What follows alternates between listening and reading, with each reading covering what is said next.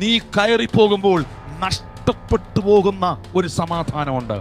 അത് ജീവിതത്തെ ക്രമീകരിച്ചാൽ മാത്രമേ ലഭ്യമാകത്തുള്ളൂ. ആമീൻ പറയത്തില്ലെന്ന് എനിക്കറിയാം, പറഞ്ഞാലും ഇല്ലെങ്കിലും അതൊരു സത്യമായ കാര്യമാണ്. നിങ്ങൾ എത്ര പ്രാർത്ഥിക്കുന്ന വ്യക്തിയാണെങ്കിലും, നിങ്ങൾ എത്ര വലിയ ശക്തനായ വ്യക്തിയാണെങ്കിലും, സകലതും ശബ്ദവും ഉചിതവും ക്രമവുമായി നടക്കട്ടെ എന്ന് തിരുവെടുത്ത് പറയുമ്പോൾ, ആമീൻ, നന്മയ്ക്ക് ജ്ഞാനികളും തിന്മയ്ക്ക് അജ്ഞന്മാരുമായിരുന്നു കൊണ്ട് നിർത്തേണ്ടതിനെ നിർത്തേണ്ടടുത്ത് നിർത്തി, യെസ് എന്ന് പറയേണ്ടടുത്ത് യെസ് എന്ന് പറയുകയും നോ എന്ന് പറയേണ്ടടുത്ത് നോ എന്ന് പറയുകയും ചെയ്യുമ്പോൾ എഫെസ്യർ 3:20 പറയുന്നു, സമാധാനത്തിന്റെ ദൈവം സാത്താനെ ഇവന്റെ കാൽ കീഴേ മെതിച്ചു കളയും.